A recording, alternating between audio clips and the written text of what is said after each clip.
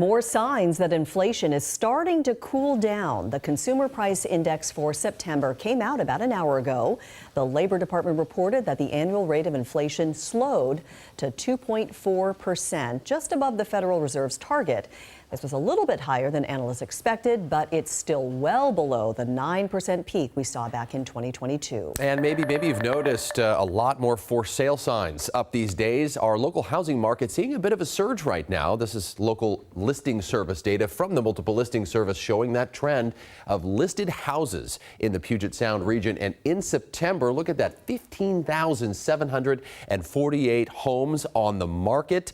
It's a growing trend, and that's the most we've seen since 2019. That's saying a lot. But federal interest rates are still close to 7%. I should say mortgage rates are close to 7%. So houses aren't exactly flying off the shelves right now. The average time a house sits on the market these days in the Puget Sound is 61 days. So not keeping up quite as much with the number of listings. And maybe you're asking yourselves, weren't those federal interest rate cuts supposed to push mortgage rates down lower so it makes it easier to buy a house?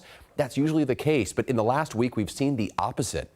Why? Experts point to that blockbuster jobs report that came out last week that indicates more people are working than expected, so mortgage rates to buy a home are actually slightly up right now. So we're not seeing the kind of buying frenzy that maybe you were used to. John Bai with John L. Scott tells us it's still a good time to buy a home, though, because we're experiencing one of the healthiest housing markets we've seen in a while.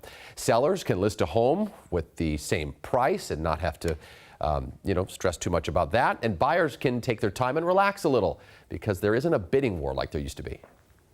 Your affordability is much better today than it was 6 months ago. So if people have been out there shopping or they're thinking about it earlier this year, they're like, man, that's really expensive. Get back after it. Right now, you got options, you got opportunities to negotiate.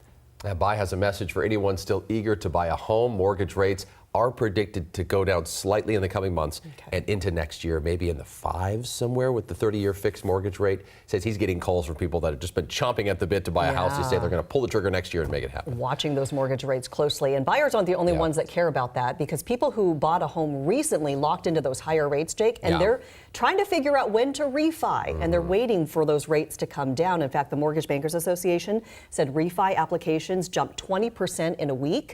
Probably thanks to the mortgage rate dropping. They accounted for about 56% of all mortgage applications. Right. So we'll have to wait and see when it's time to refi, and then at what point is it worth it? It's that delicate balance, right? Because you could maybe negotiate the price of a house down, say $100,000. That's going to save you a lot of money.